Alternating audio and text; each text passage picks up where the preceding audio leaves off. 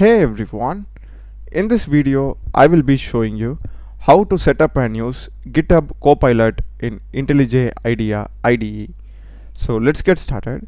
First thing, just open IntelliJ IDEA and click on main menu and select file and go to settings. And in settings you'll be having the plugins option. Select it and here click on marketplace and you need to search for GitHub Copilot. And here you will be having the official plugin from GitHub itself. Just install. So once it is installed, it will ask you to restart the IDE. Just click here.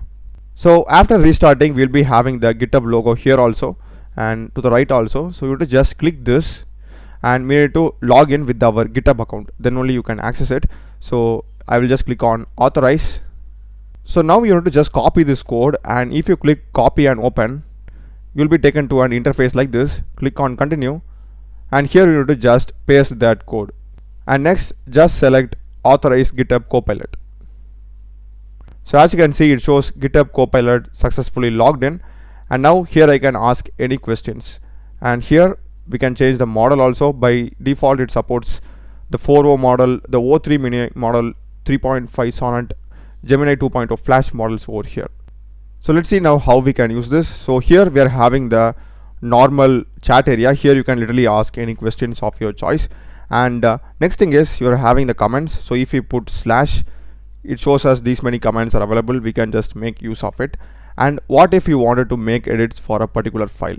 So if I just close everything and click on plus, I won't be having that file. Okay, so the simplest way is you can just open the file which you want to edit. So I'll just open this main.java, and if I click on plus, that particular file will be automatically available. So if I just select this, so I'll just go and ask, can you explain me the code? You can even like ask any corrections or ask any question related to this particular file itself. So let me just go with this and run.